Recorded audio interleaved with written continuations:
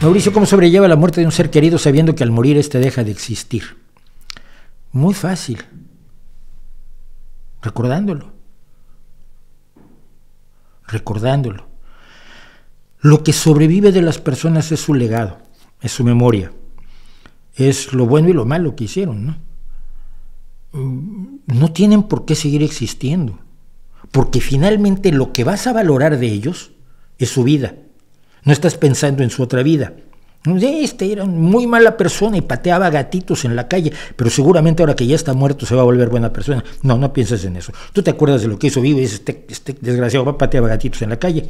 O bien era buena persona, o bien sufrió una tragedia. Cuando piensas en cualquier persona que se haya ido, cualquier ser querido que se haya ido, piensas en lo que hizo en su vida. Piensas en por qué para ti es un ser querido.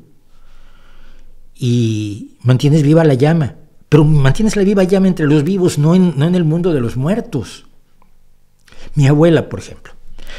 Mi abuela es cada día más sabia, porque me acuerdo de cosas que decía y digo, ¿cómo sabía tanto esta mujer que a duras penas leía, escribía y sumaba y restaba?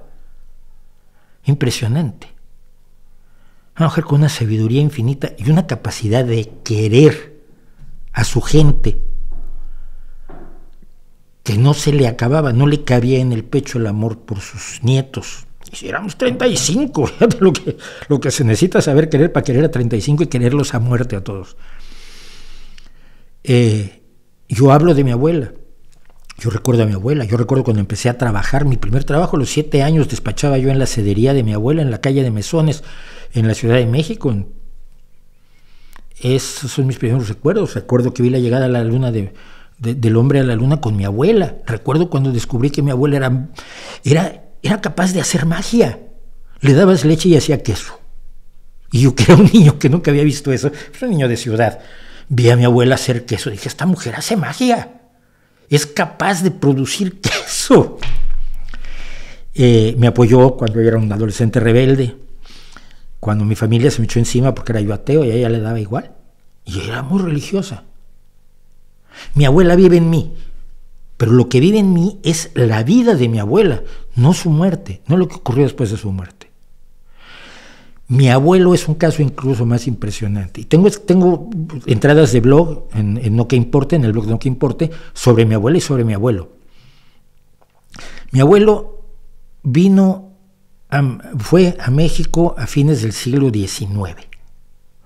Tenía 18 añitos o algo así. Cuando tenía, llegó bastante antes.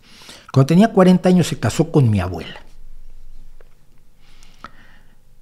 Como inmigrante triunfó razonablemente, decía yo, he contado que tenía la cantina El Gallo de Oro, fue dueño de la cantina El Gallo de Oro, la compró porque no la fundó él, y toda mi familia lo recuerda y recuerda cómo era con enorme cariño. Y nos enseñaron más o menos a tratar de ser como Fernando, que era una buena persona. Un hombre que quiso mucho a sus hijos, tuvo muchos, tuvo 12 de hecho. Tengo familia de Fernando aquí en un pueblo a 20, 30 minutos de Gijón. Mi abuelo murió en 1930, el 6 de enero. ¿Qué habrá hecho por el pueblo que se le hacen todavía misas el 6 de enero a mi abuelo en el pueblo? ¿Qué habrá hecho por el pueblo?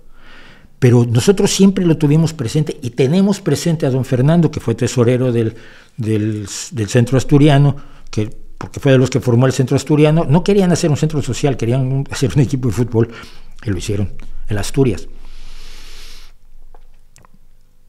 De esa gente te quedas con ese legado, y ese legado los hace vivir para siempre. Ellos ya no pueden sentir nada, pero puedes celebrar lo que sintieron, puedes festejar la alegría de Fernando con sus hijos, puedes festejar el amor de mi abuela por sus nietos. Ese fue real. Se lo pudimos ver, lo pudimos disfrutar todos, y mi abuela lo pasaba bien. Me acuerdo de mi abuela riéndose. ¡Qué guay! Reía. Eso es lo que se hace con los que se han ido. Acordarse de lo que han dejado. Lo demás es inútil. Es inútil para ellos y es inútil para ti. ¿Qué tranquilidad me da que viva mi abuela? Ninguna. Porque ya no es asunto mío. Ya no está conmigo. Entonces, toda esa visión del más allá y de la vida después de la vida tiene, en el fondo, es la expresión de un vacío que no llena nada, que no te expresa nada, que no te da nada. ¿La esperanza de qué? ¿De que igual tenía algunos pecados de los que no te enteraste y se está cocinando en el infierno? Hombre, no, mira, mejor paso. Prefiero que haya desaparecido. Porque cuando estuvo, hizo. Y eso es lo importante.